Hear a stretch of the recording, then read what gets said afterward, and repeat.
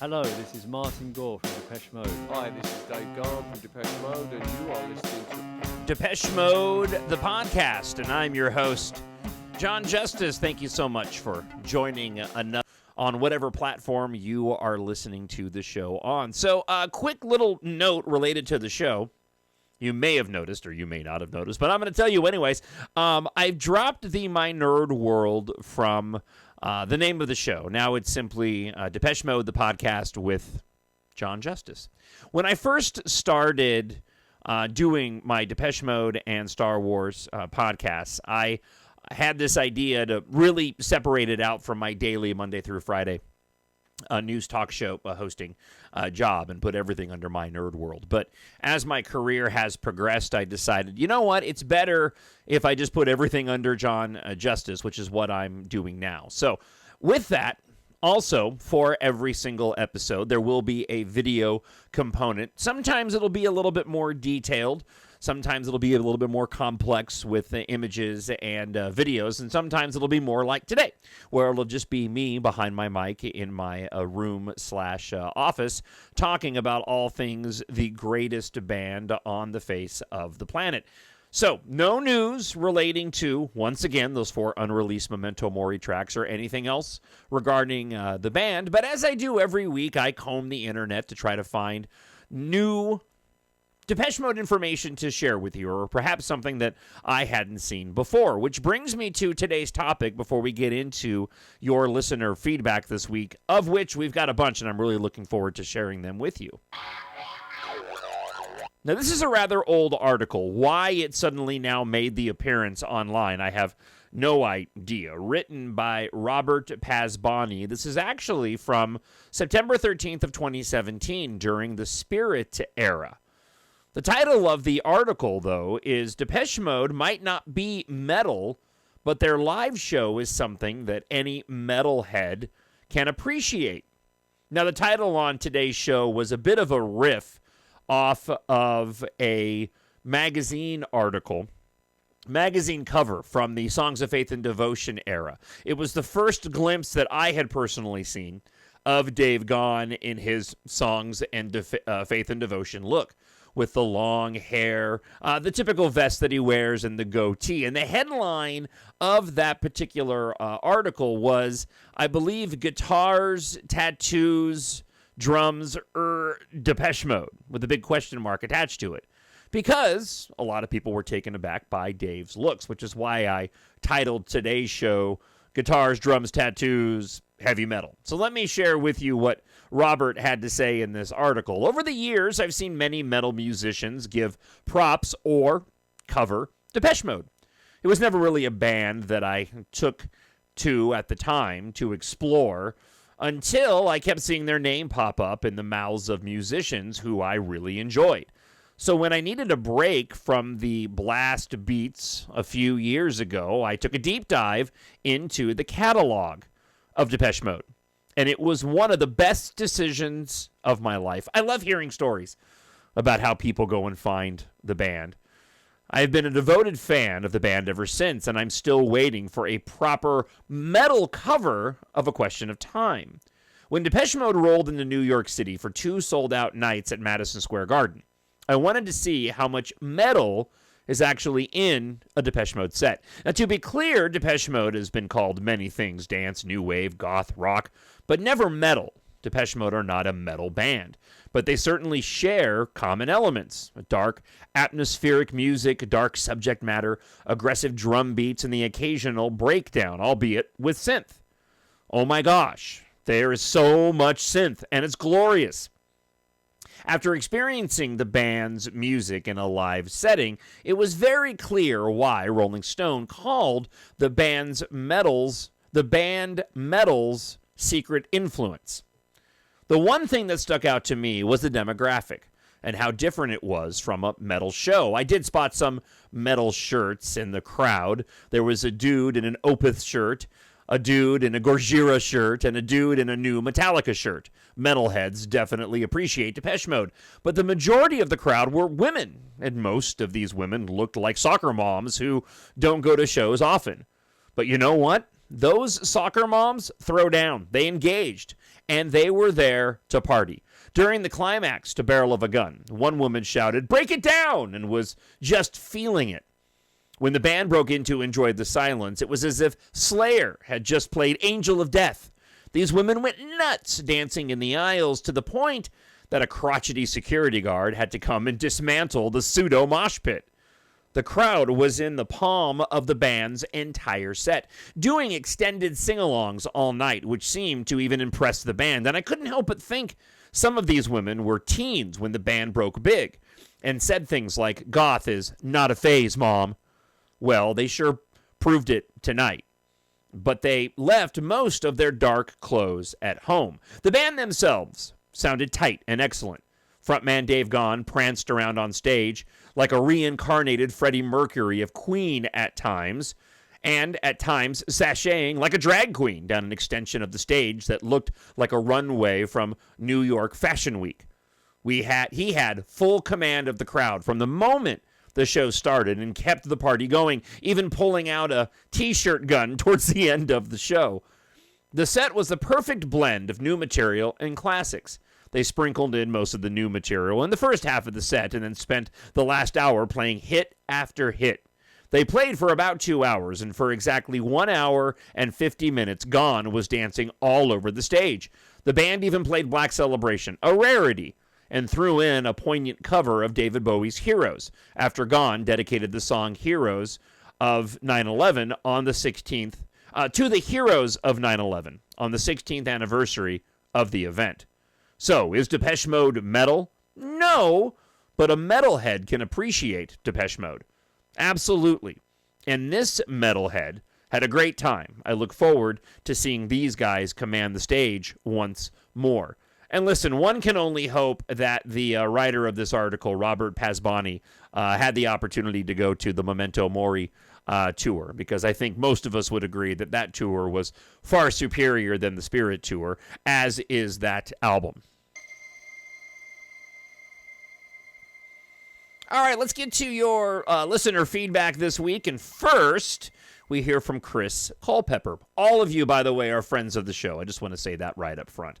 A long hiatus between record releases grows longer and longer as DM grows older. My desire to hear new material is pathetic.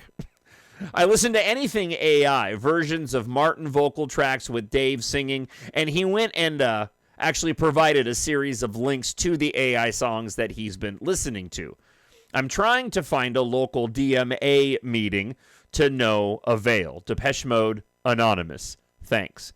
Yeah, you know, I talked about AI quite extensively when the first songs popped up, and I wonder now with the progression of AI if it's easier now to go and create those Depeche Mode songs than it even was, say, you know, a year ago. It's probably been about a year now. Well, a little less than a year, considering... Oh, actually, no. This is right around the 1 year mark of when I saw Depeche Mode in Denver with my buddy Matt. And so it would have been right around then that I think that the Depeche Mode AI would have been talked about on this show. But if you've been following AI in any way, shape, or form, you know that it's progressed quite a bit from just generating images to actually creating full videos with relative ease. And I imagine that the song creation process has gotten easier as well. Although I personally, beyond what Chris Culpepper shared with me, have not gone down the rabbit hole of looking for new AI. I've just been enjoying my traditional Depeche Mode. David Hudson writes in, Exciter contains Martin's last 2 great love songs. Interesting. I do quite enjoy Martin's songs on Exciter, as we talked about at length on last week's podcast. The best song, in my opinion, since Home, really, was Soul With Me. I just think that song is an absolute masterpiece. It had been a while since a Martin Gore song had struck me quite that way. And it's all subjective. A lot of this came down to just personal reasons and what I was going through when the album was released, and I was able to get that advanced copy. But I absolutely adore that song. Steve Lank writes in, thanks for another great podcast episode. I was pleased to hear DM on a list of the greatest live songs ever. In my opinion, the best DM live song has to be Never Let Me Down Again, which seems to be the consensus from a lot of you that are writing in this week. The audience participation in the fields of wheat is something I always look forward to when I see them. There's a good vibe video on YouTube of 35 years of Never Let Me Down Again which is worth a watch. Keep up the great work, Steve Lank. Yeah, I've actually watched that before. It is a pretty cool pretty cool video. I would encourage everybody to go check out that 35 years of Never Let Me Down Again. All right, Dave Fulton writes in and has this to say this week. If I had any hair left on my 50-something head, I would have yanked it out one last time, listening to the greatest live tracks in rock history list from last week's show. Rock history? Let's think about that for a moment. I know rock and roll was only, 70 years old, so maybe that list might be somewhat abbreviated, but I don't know. Maybe blanking Slipknot making the list of a top 10 is all I'm saying. And maybe a song no one has heard of by a band no one has heard of perhaps might not feature in a list of 500 greatest live tracks in rock history list. I think that this music journalist may not be of the caliber of a Grill Marcus or Lester Bangs. I think this guy used a dartboard populated by inserts from CD cases he had scattered on the floor, from which he was snorting copious rails. Nicely written. Always entertaining, Dave. Where is the rooftop performance of Get Back? Where is Radio Gaga from Live Aid? Where is David Bowie tiny keyboard performance of America from Concert of Heroes? I'm not saying that these definitely should rank. All I'm saying is that maybe the Beatles, Queen, and David Bowie get a looking before the Black Crowes, who are, let's face it, little more than Grand Funk Railroad of the 90s. A slightly funkier in terms of smell version of Huey Lewis and the News. I'm sorry, that made me laugh. That being said, Walking in My Shoes was an inspired choice. Not my choice, mind you, writes David. I think the live versions of Photographic, World We Live In, and Live in Hamburg, Pimp Behind the Wheel 101, Condemnation from Devotional should get tips of the hat. As far as an individual live performance for a Depeche Mode fan, it begins and ends with the Pasadena Rose Bowl and a shooting star streaking across the sky during Waiting for the Night. Well, wait a second. Begins and ends at the Pasadena Rose Bowl. But they wouldn't have been playing. So they wouldn't have been playing at the Rose Bowl with Waiting for the Night. You must have meant Dodger Stadium. I'm going to go with you meant Dodger Stadium. Unless there's something that I'm missing here. Anyways, Dave goes on to say, I mean, come on. Is that not the dictionary definition of a sublime moment? And as Dave said in an interview after the show, we paid extra for that. Warmly and devotionally, David Fulton. P.S. This is absolutely not transferred rage stemming from the results of any recent national elections. David, I would definitely avoid any of my other videos on my channel. So just want to say. We can all agree to disagree, and I hope that I don't lose people by making that comment. All right. Next up, we have Stephanie from the Baltic Sea. Hi, John. I didn't have to think about your question about the best Depeche Mode live song. I knew it straight away. It's Never Let Me Down Again for me. The Cornfield in the Wind is a must at concerts and always an experience that sweeps everyone away. Nevertheless, it's hard to decide which diamond is the most beautiful. That's it for me. I hope you are well. Best wishes from the Baltic Sea, Stephanie. Thank you, Stephanie. Always great to hear from you. All right. Next up, Glenn. Glenn, 1965, writes, thought about what you mentioned on an earlier cast, John, that Exciter is an album you appreciate more some years on. On the release of Exciter, on release, Exciter was anything but to me. They lost me for 5 minutes there. So recently, I've been slotting in an odd Exciter track between all the tracks I love. From every other album, love them all for different reasons and different moods. And you are right. Dead of Night is one that I have really only recently appreciated. And now is my current favorite. Thank you, Glenn. Sherry Bell, 1501. Says, listening to Ultra right now. Last week, I couldn't get enough of Black Celebration. Thank you for your entertaining podcast. The topics will always be fresh because Depeche Mode is just that interesting of a band. Thank you, Sherry. Eduardo Verdugo, 3693, says, I listened to Black Celebration twice today, just in the mood. David Hudson writes in, Never Let Me Down from 101 is their best live moment. And then lastly, and this might, once again, Rob, sorry. Every once in a while when I transfer over, when I do my prep sheet for the show, I forget to put the names on here, but this name is listed on here. Hi, John. Just wondering what your views are on this. My name is Rob. I'm a 55-year-old devotee from England, and I've been a fan since 1983. But I haven't been doing the podcast that long. Oh, you meant Depeche Mode. Depeche Mode dad jokes. When I first heard Everything Counts and realized that sound was all I needed in my life, I've been lucky to have seen all the tours from 1990 until 2024. However, being a British fan has its frustrations. The mainstream media, although acknowledged their success, rarely praised them or rewarded them in the same way the rest of Europe or America has, and this really saddens me. It's been so amazing these last few years seeing this band that I grew up with receiving the Rock and Roll Hall of Fame induction, and now, of course, an actual star on the Hollywood Walk of Fame. They even got a Depeche Mode day in Los Angeles. I mean, wake up Basildon. Just where is the love? I would love to know why they just don't get awarded here in their home country. Is it because they were accused of rigging the Radio 1 vote to get a Brit Award for Best Single in 1990? I never heard of that. Is it because they have always been so independent within the industry? An industry controlled here by major labels and broadcasters, but something certainly seems wrong. I believe Dave said around the time of Spirit, or maybe Delta Machine, that the Brits were going to offer them a Lifetime Achievement Award.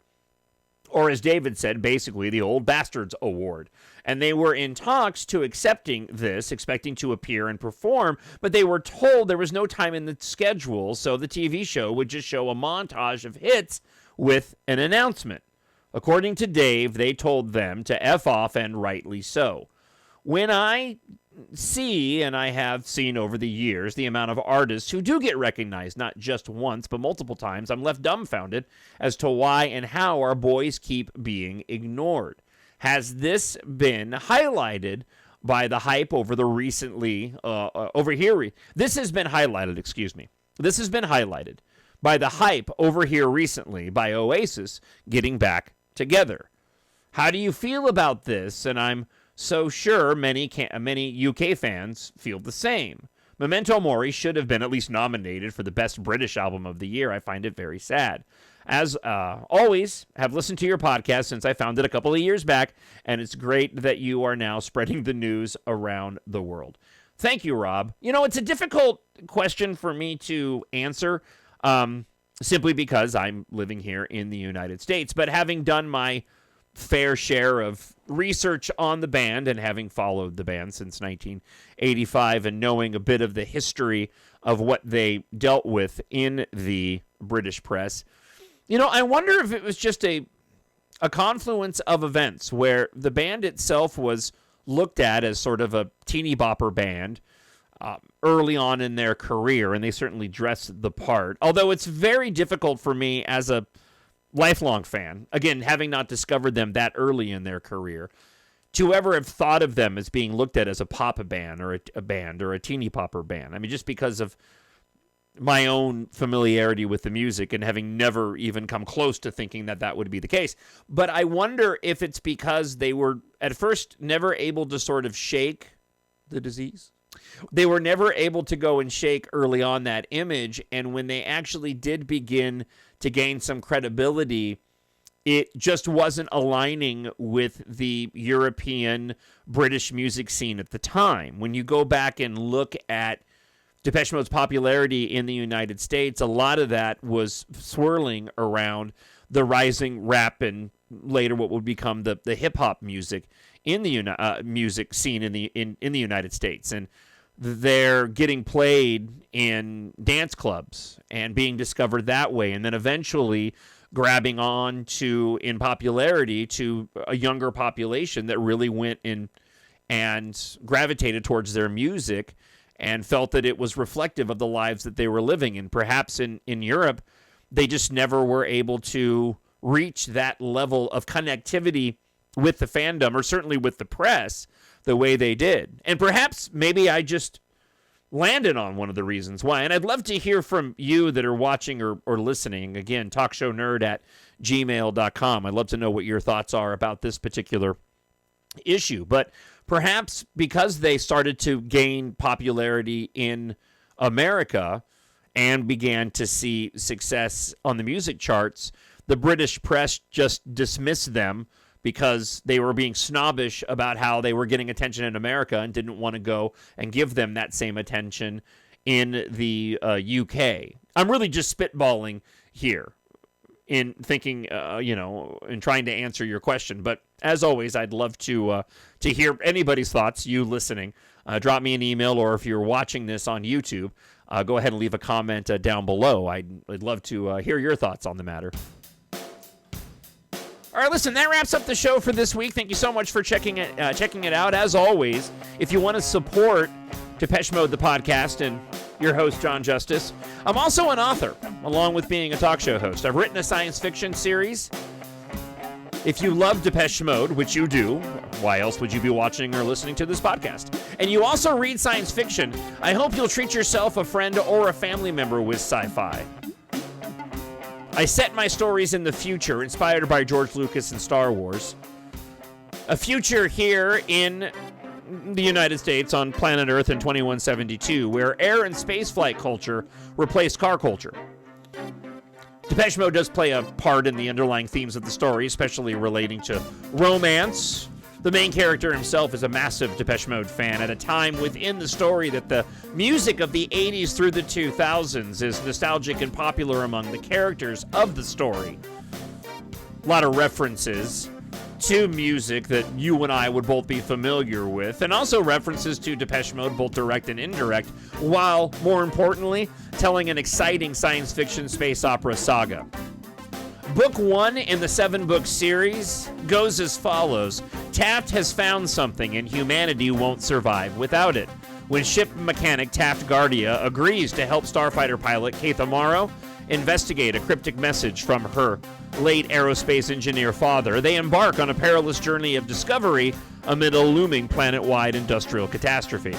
In the middle of a global evacuation, two rival megacorporations are on the brink of interstellar war as Taft Keitha and their ragtag crew discover what may be the only hope of saving Earth's evacuees from annihilation.